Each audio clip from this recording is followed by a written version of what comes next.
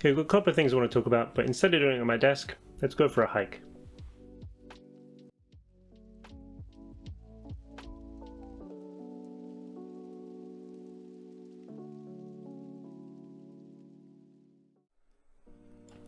Welcome to Takasago City in Japan.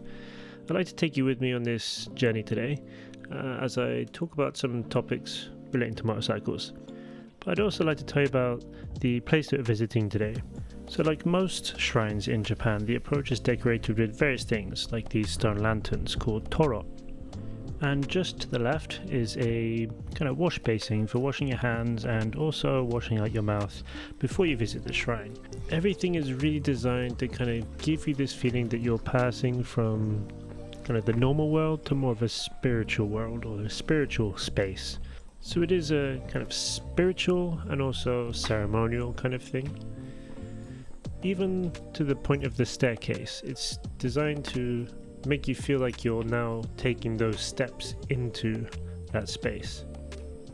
Now you'll notice that the bottom and the top of these stairs are some stone dog or lion-like statues, and these are the kind of guardians of the shrine intended to ward off bad spirits. And then we arrive at Kashima Shrine, or Kashima Jinja. Now most shrines have their own kind of special purpose, and this one has something called Ichigan Joju. It's a kind of ceremony where you walk around the hall the same number of times as your age, and this is to kind of grant you a wish. Okay, so enough about the shrine, let's move on to the mountain trail. We'll be hiking a mountain called Mount Takamikura, and we'll be starting from Kashima Shrine, so this is Kashima Trail. There are various trails heading up this mountain. This is probably one of the longest, and takes roughly 2 hours to reach the peak from here. But don't worry, this isn't going to be a 2-hour long video. So I realised this is a bit of a different format to what I usually put out there, so I'd like to try and explain why that is. So I work a full-time job whilst trying to make this bike content, but I also have other hobbies such as hiking. So whilst I can do the bike content at night, I can't really go hiking unless I have a day off, and this is the one rare day that I have off. So I thought I'd try and combine the two by talking about bikes during the hike. And I thought it'd also be good practice for the next point, which is I have bought a new motorcycle and I should be receiving it very soon. And once I do have that, I will be touring around Japan, visiting various places, and I want to kind of document some of those places, but I need to figure out how to format the content. So I have the topics that I want to discuss, but also places that I want to share. So please let me know your thoughts in the comment section. Now about my setup, I'm not coming in with the top of the range spec. I just have a DJI Osmo Action 4 for my helmet, no 360 camera, but please let me know if that's like a must these days.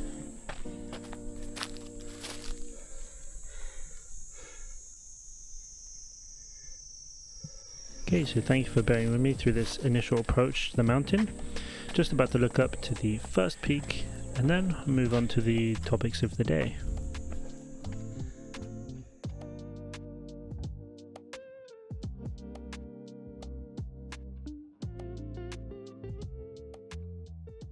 There's a couple of things I want to talk about today. The first thing are winglets. Now they're used in motorsports, but they've also recently transferred to road sports bikes. The second thing is going to be motorcycle theft, especially in the UK, but I think also still very big in Europe. Now what exactly are we going to be talking about? For the winglets, we're talking about regulations in design and really how they're going to be affecting the performance. For motorcycle theft, we're going to be talking about my personal experience in motorcycle theft, but also its likely impact on the motorcycle industry in general. Now I love hiking these mountains, especially this one, and I've hiked it so many times I've lost count, but I'm always reminded that we have to be careful regardless of how familiar we feel we are or how confident we feel we are, because I've seen 2 helicopters come out to this mountain to rescue people that have been injured. And unfortunately on this day someone did slip and they weren't found until the following morning, and unfortunately it was fatal. And I think this attitude should be carried across to motorcycling too. Regardless of how confident I am on a motorcycle, I can't control all my surroundings. I can make the effort to always ride within my limits, but I can't help what's out of my control.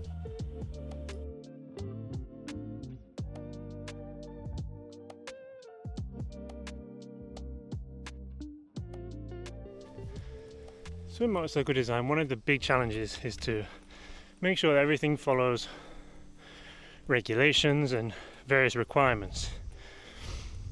Some of those regulations, like homologation, to make sure that the motorcycle fits all different markets. They're all different markets regulations. So then you get like various multiple versions of certain components. Usually things like indicators or number plates and things like that. But there are other things, such as external projections.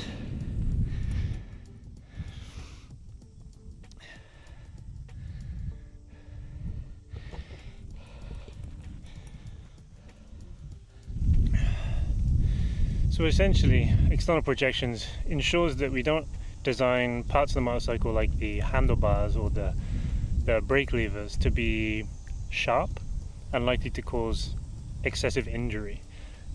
Impalation, I believe, is the word used in the regulations, or impalement. So for that, there's a number of regulations for blunting certain components on the motorcycle. And if you look up the regulations, there's some method that they use to test what components are going to come under what level of restriction.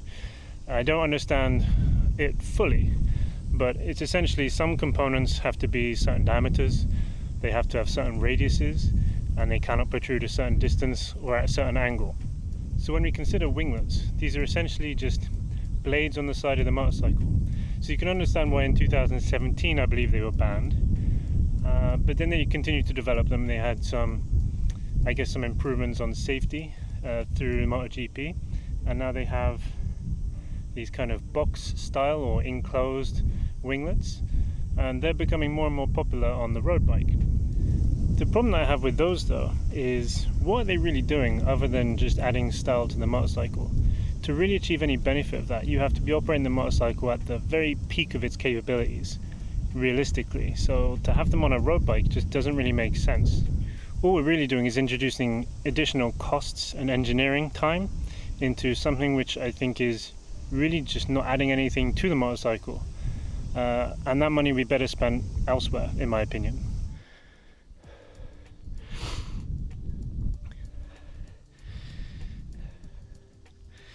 So considering that the benefit of these winglets is only really likely going to be extremely small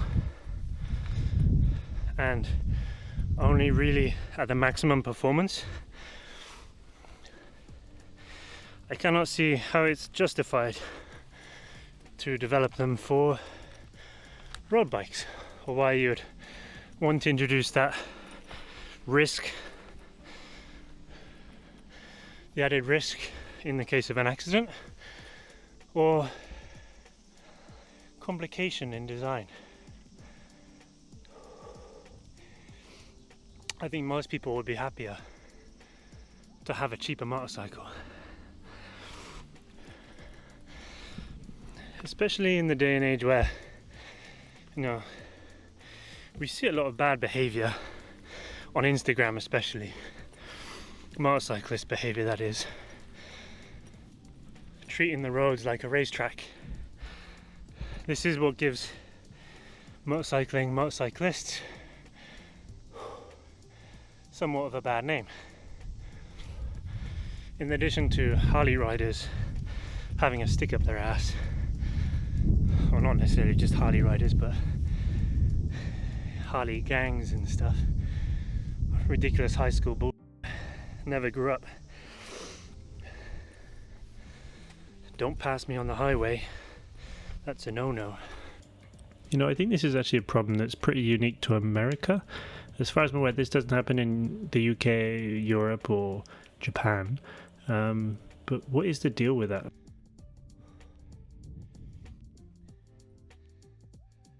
So we've just arrived at the first peak, and we're currently looking over Takasago and Kakogawa as far as Akashi. Now we're looking over Himeji, and if you look closely you can just about see the Himeji castle. In this direction are the Alps, and there's many courses throughout here. We're just going to push on a little bit further.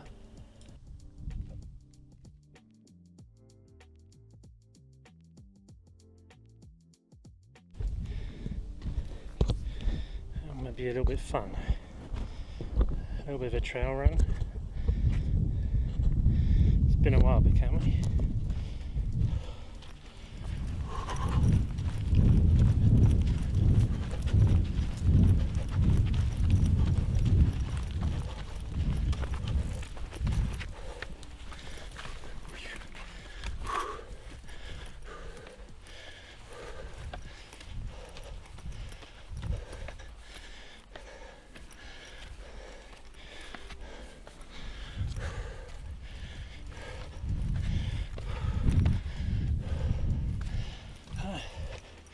Short trail run.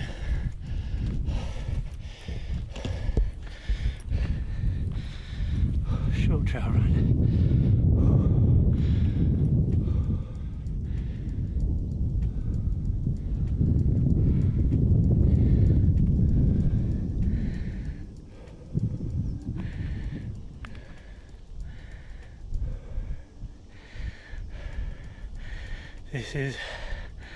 This is the peak.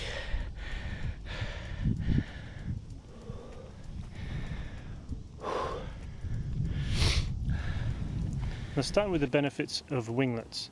So we can see that they're an aero piece, and the main benefit that they're supposed to provide is increased stability from the downforce at higher speeds. So I think Motorcycle News quoted above 200 kilometers per hour, which is well above highway speeds, most road speeds, as far as I'm aware. It's only really going to be a benefit on track. And then in order to get those winglets from track onto road, they have to be modified. So you go through all this engineering and design to get improvements on track, and then you have to undo half of that work to make it suitable for the roads. So how much real benefit have you lost from the modifications to make it road legal? That's one thing to consider. And then how much complication do we introduce by trying to bring that to road? In the design and engineering of that motorcycle, the fairings and everything have to be redesigned, the way it's all put together. It's all going to introduce costs, engineering costs, which are not really beneficial for the motorcycle industry or the market or the rider, because you're not going to see any of those benefits other than from a styling perspective, if that's what you like. Those benefits you're only going to see on a racetrack, which I think, I can't say that you aren't going to be on a racetrack, but the percentage of population that are likely to buy these motorcycles, or the percentage of population that they want to target for this motorcycle, not the ones they're going to buy, that they want to target, let's say, are not likely to bring the bike to a track. So aside from styling, there's no benefit of those winglets, and maybe that's a controversial opinion. I've also seen people say that they help to prevent wheelies, which I have to say, unless you're trying to pull a wheelie at 130 miles an hour, which I've only seen probably on Instagram, there's still no benefit to this. It's not going to have any effect when you're pulling off from cold start, when you're just pulling away from the line. It's far too slow to have any impact. So yeah, my opinion, winglets, useless, design complication, and potentially endangers people that you may have collisions with if you have an accident. I understand these regulations apply to L-type vehicles or motorcycles, so not to cars specifically, which means we do see lots of things with cars that could be excessively dangerous if they had collisions. But in terms of stability, I would say that a car is much less likely to lose control and have a collision, where a motorcycle is, and the risk of that endangering other people is quite high, especially how you see hooligans on Instagram behaving. Of course, they think that they can handle a motorcycle, but if a collision or if an accident was to happen, it's not just themselves that they're endangering. So I completely understand why these regulations are applied to motorcycles and not to cars. We definitely don't want things protruding and impaling people or slicing them open, so I just can't agree with winglets. Now, for motorcycle theft around Europe, especially in UK, it's extremely bad. You'll see videos of people in London having their motorcycles stolen from the side of the road, people with grinders and all sorts, just cutting the chains off there in the road, no fear. You have people, pedestrians, shouting at them, no fear. They just swing their bats or something at them and everyone runs away. The police They really don't crack down on motorcycle theft as much as they should be in the UK. I don't know if it's the same all through Europe, but motorcycle theft is extremely rampant throughout the UK. So I grew up in a very low to middle class town called Swindon. It's very rampant in crime, I'd say, and motorcycle theft is also extremely high. If you are going to own a motorcycle, you have to have it secured in a locked garage with as many locks as you can, alarms and everything. The amount of motorcycle theft stories and messages that gets put out Facebook and everything, they get put out like motorcycle stolen. This is far too often, far too frequent. And the same thing for Swansea. Swansea is actually one of the only cities, that has a university to study motorcycle engineering. So it has a big draw for motorcycle enthusiasts. And unfortunately, these students, they come in fresh 19-year-olds or 20-year-olds with their motorcycles, and they lock them on the side of the street, or they lock them even at university in the gated area, and then those bikes get stolen.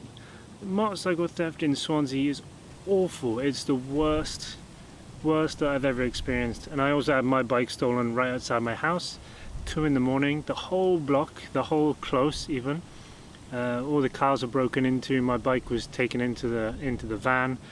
Everyone came out the house as soon as we heard the van drive off. Please come out, nothing can be done. So this is far too frequent in the UK.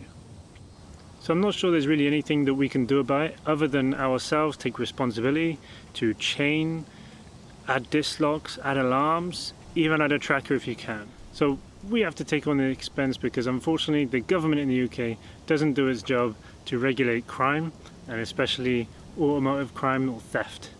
It must come with a much higher punishment. Like take Thailand for an example. Motorcycles are basically not a way of life in terms of a hobby, but they are a way of life in terms of commuting. So many people travel by motorcycle, and it's required so they can get to work, they can earn a living, they can buy food, put food on the table. It's so critical to their well-being that if you steal a motorcycle, the punishment is, I believe it's already just prison time. I think something like this come up with that Russian YouTuber that stole a motorcycle or pretended to steal a motorcycle as a joke, but really because he's being a bit of a nuisance, they just treat it like it's not a joke. He is actually stealing a motorcycle. So at least in Thailand they treat it like it should be. You may have spent a lot of your life savings on these vehicles. People might see them as it's a toy, but for someone to steal this from you, it should be treated with much more than just a slap on the wrist or, oh, it's a teenager, we can't do anything. In my opinion, if you're going to commit adult crimes, you should also suffer the consequences that an adult would suffer. So one reason I want to talk about this now is because some people might be thinking about going on tours around the world. We've seen some YouTubers also do that. I think Ludwig and some other people came around Japan recently. And we've also had Itchy Boots that came to the UK in Wales and had their motorcycles stolen. Really the message is, if you're traveling Europe, you cannot leave your motorcycle outside a cafe, outside a shop where you go and where you do something. If you're at a hotel, you have to make sure it's chained out of sight, everything you can to hide the motorcycle. It is not safe. Unfortunately, that is just the way it is, until the government do something about it. So yeah, I believe Itchy Boots actually managed to get the motorcycle back, luckily, thanks to having hidden a AirTag on the motorcycle. So at least if you can't afford some of these more expensive tracking devices, which thieves probably know where they're going to be hidden and they can search with their scanning devices, it just means that they have to take the time to scan for it whilst they're trying to ship it away and then strip it down. If you get an AirTag, if you can attach that to the motorcycle, at least you have a chance of tracking it quickly and getting it back. Sorry, I messed up the audio here, so let me just voice over. So really, I think the unregulated theft of motorcycles in the UK, because the government is unwilling to actually act on anything, I think it's really hurt the motorcycle industry probably the most, because I think a lot of people in the UK and probably in Europe too are kind of wary, a bit afraid to buy a motorcycle because we just know that it's likely to be stolen, especially, I mean, for in the UK, especially if you do not have a garage. People follow you from shops, they'll drive past where you park up, and they'll come back and they'll take that bike later. And this is going to really affect the insurance in the UK. For example, let's say you're a 24-year-old rider and you're riding a 600cc sports tourer, maybe 2005 model, so we'll go really old here. The insurance for this is going to be somewhere around £700 to $1,500 per year. At the current cost of that motorcycle, that's going to be like a third of the total cost just to insure it for a year. And I'm only considering third-party fire and theft in this case. To go fully comp, probably much more. Now I can compare this to Japan. So the most commonly stolen items in Japan is bicycles and umbrellas. Motorcycle theft is pretty much almost non-existent compared to the UK. So I'm recently purchased a new motorcycle, and when purchasing this motorcycle I was considering, is this likely to be stolen, and what do I have to do to protect it and insure it, etc, etc. Now I'm not saying I don't have to worry about my bike being stolen.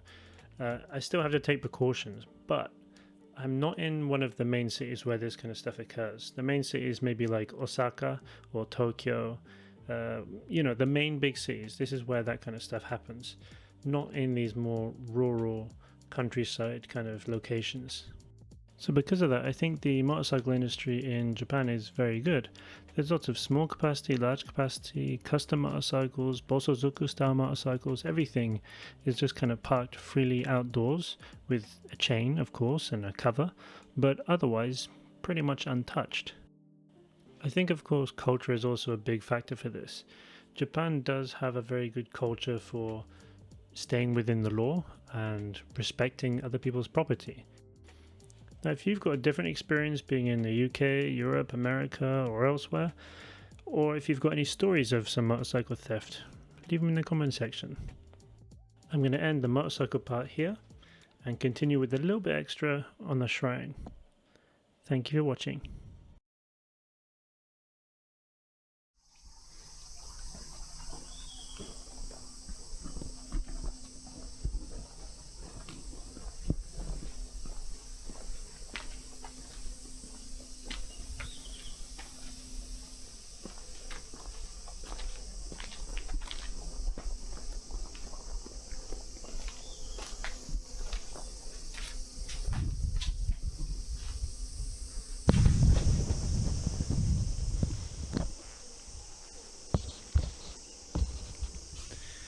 This is the raccoon dog, I think, the tanuki.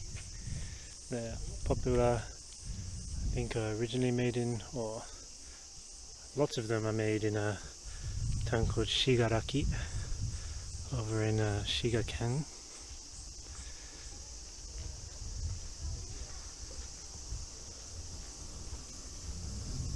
They'll sell mochi, very nice mochi, and some souvenirs.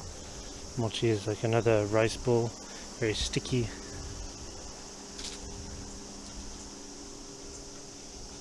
Here as well. This is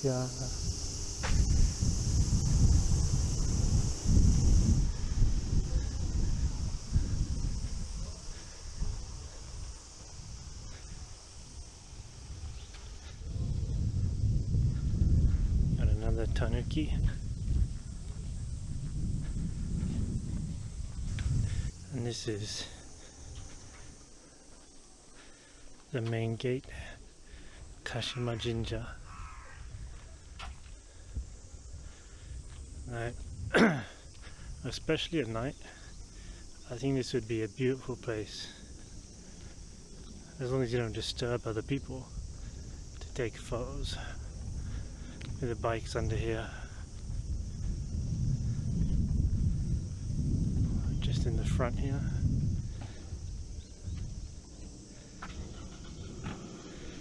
You'll probably get a nice photo here. You may see something coming up.